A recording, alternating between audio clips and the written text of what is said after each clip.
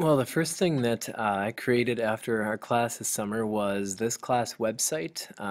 What I use this for is each day at the beginning of class, instead of having projected smartboard, yeah, something in Smart Notebook, I use the website. That way, if I want to link something and have them go to the class website, I have a link. I can have a link available there.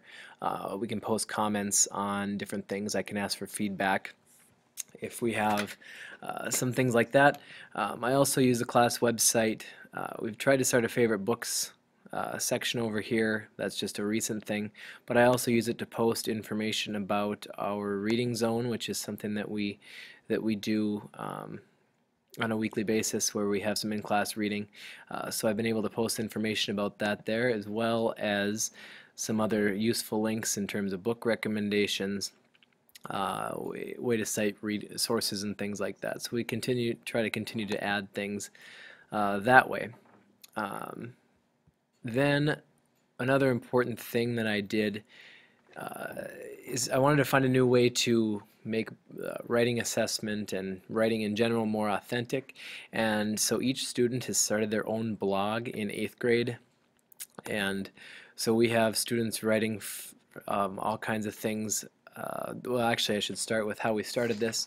The first thing that we did was we came up with different ideas about what we'd want to have in a blog.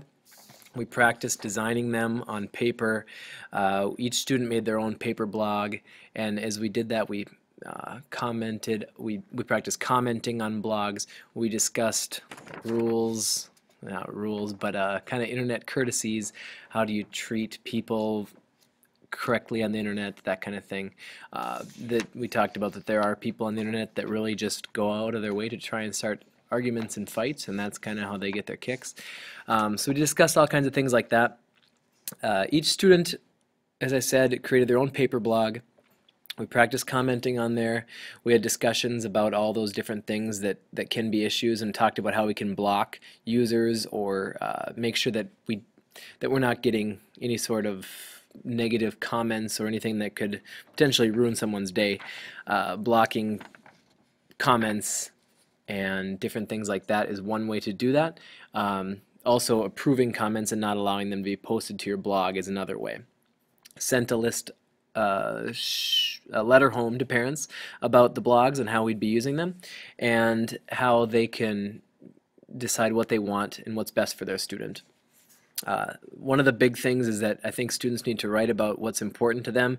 As you see the blog that we've had up here now, it's about someone's favorite band and how he's writing about that. I also have, here's a blog about a girl who she found the page called R.I.P. Amanda Todd, and it was about a girl who committed suicide and bullying. And so it's basically, I mean, this is an authentic assessment of someone's writing because it's for an audience, and I think that's an important part. I have a lot of students, a couple students, boys, that are writing about shoes, and they're one of their favorite things.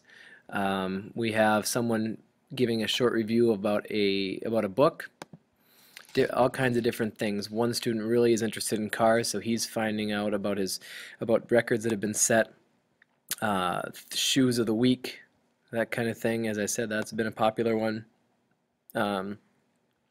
One other thing that I've started to do is it's a Kelly Gallagher type of thing, but it's an article of the week, and here's Kelly Gallagher's blog and his article of the week archive.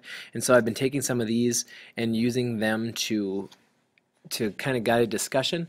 And what will happen is that I try to do it each week, that we will read an article together, and as they read this article, they should be making notes, marking it up. It should be something that's high interest, and then we have a chance to react to that.